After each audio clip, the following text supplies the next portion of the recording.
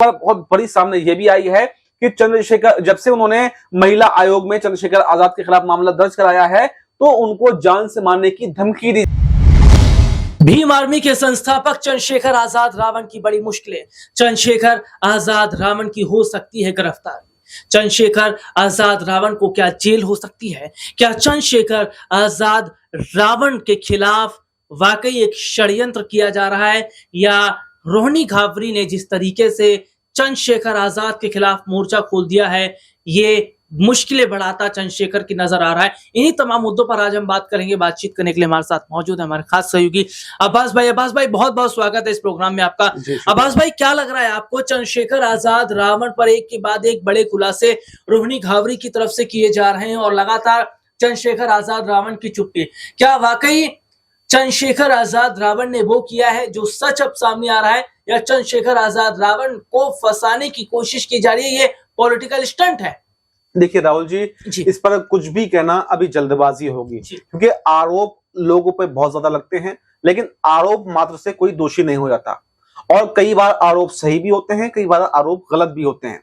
कभी कभी जो कुछ लोग आगे बढ़ जाते हैं तो उनको पीछे खींचने के लिए उनसे जलने वाले लोग उन पर झूठे आरोप लगाकर उनका समाज में प्रतिनिधित्व जो होता है उसको कम करने की कोशिश करते हैं, यानी उनकी छवि जो है वो खराब करने की कोशिश करते हैं। और कई बार आरोप सच भी होते हैं और इंसान घमंड में चकनाचूर होकर अपनी स्थिति को, अपने हालात को भूल जाता है और कुछ गलतियां जो है वो कर बैठता है। वो सोचता ही नहीं है कि सामने वाला कोई कभी मेरे खिलाफ जो है वो शिकायत भी दर्ज कराएगा।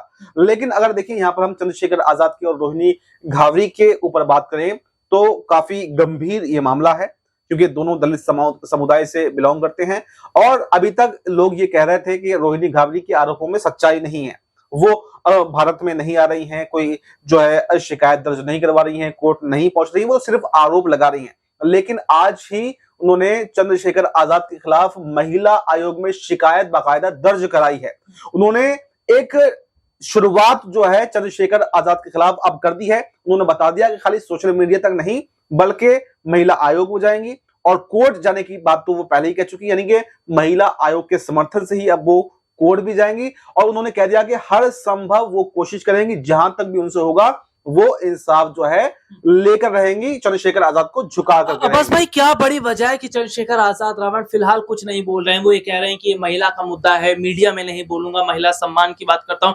लेकिन अब तो कुछ ऐसा रह ही नहीं गया जो छुपाने वाली बात हो, क्योंकि अब तो इज्जत पर बात बनाई है। और इस तरीके की जो आरोप लग रहे हैं, हजारों लड़कियों के साथ में, सैकड़ों लड़कियों के साथ में उनका रिलेशन बताया जा रहा है। और रोहिणी घावरी ने जो आरोप लगाए हैं विदेश में बैठे बैठे, अब ये वो कह भी नहीं है कि वो अपनी लड़ाई लड़ेंगे। और इस पूरे मामले में एक बड़ा ट्विस्ट ये है कि अब सीधे सीधे तौर पर बात अब कोर्ट में जाती भी नजर आ रही है। जी जी, बिल्कुल, बात कोर्ट में जाती हुई नजर आ रही है। और कोर्ट में ही देखिए इस बात का सही से निपटारा हो भी पाएगा, कि वही चीज मैंने जैसा शुरू में कहा कि आरोप लगा देना आसान है, लेकिन उन आरोपों को साबित करना पड़ता है अगर आप अपनी जगह ठीक हैं।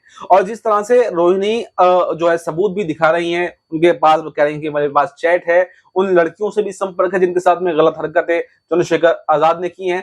तो पूरा मामला जो है सुलझने की बजाय अगर कहें दिन ब दिन उलझता हुआ दिखाई दे रहा है। और एक खबर बहुत बड़ी सामने ये भी आई है कि चंद्रशेखर जब से उन्होंने महिला आयोग में चंद्रशेखर आजाद के खिलाफ मामला दर्ज कराया है तो उनको जान से मारने की धमकी दी जा रही है। उन्होंने खुद ये बात कही है कि वो अभी तो भारत में भी नहीं है, स्विट्जरलैंड से हैं, यहीं से उनको धमकियां मिलनी अभी से शुरू हो गई हैं। ऐसे में अगर वो भारत आती हैं तो उनकी जान को भी कहीं ना कहीं खतरा हो सकता है। और यही सब सोचकर वो काफी समय से चुप बैठी हुई थी कि मुझे मेरी जान को खतरा हो सकता है, इसलिए उन्होंने कोई आवाज जो है वो नहीं उठाई थी। लेकिन उन्होंने अब ठान ली है कि आर या पार करके रहेंगी, अगर जान भी जाएगी तो जाएगी, लेकिन वो चंद्रशेखर आजाद को किसी भी कीमत पर छोड़ेंगी नहीं।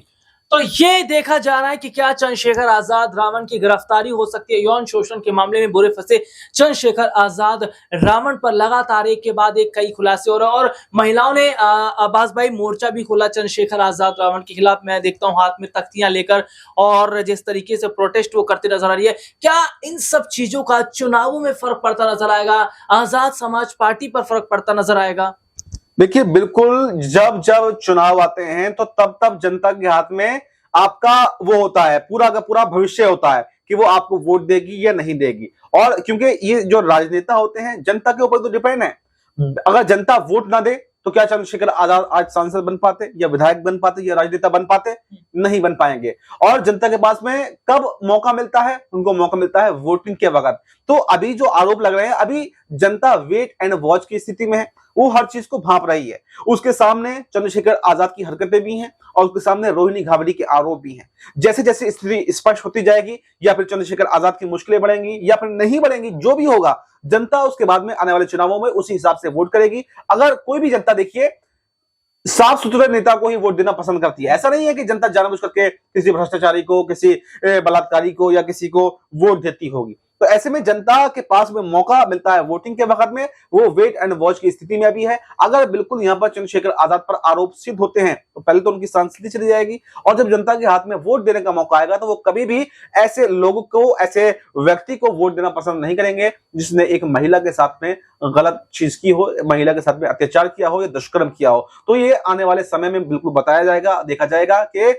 जो ये आरोपों में चंद्रशेखर आजाद कर रहे हैं, क्या आरोप उन पर साबित होते हैं, और जनता उनसे एक बार फिर से मुंह फेर लेगी, और क्या उनका राजनीतिक सफर अगर कहें तो शुरू होने से पहले ही खत्म हो जाएगा।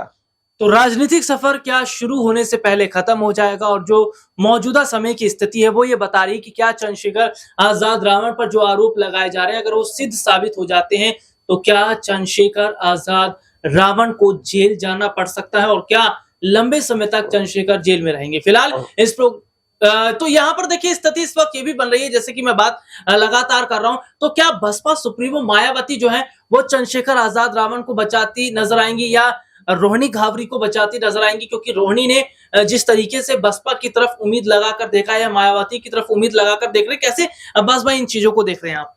देखिए, बिल्कुल यहाँ पर मायावती की एंट्री भी हो जाना कोई दो राय नहीं है इसमें कि मायावती की एंट्री इस पर हो सकती है, क्योंकि दोनों दलित समुदाय से आते हैं, और दलित समुदाय की सबसे बड़ी नेता अगर अभी तक कोई है तो वो मायावती हैं। और चंद्रशेखर आजाद कभी भी मायावती के विरुद्ध नहीं बोले, उनके खिलाफ नहीं बोले, और यहाँ पर रोहिणी घावरी भी कहीं ना कहीं मायावती से एक गुहार लगा रही है कि उनको इंसाफ दिलाया जाए। तो अभी तक मायावती की एंट्री हुई तो नहीं है, लेकिन मायावती की एंट्री की संभावनाएं जताई जा रही है कि जल्द ही इस मामले में मायावती की एंट्री हो सकती है।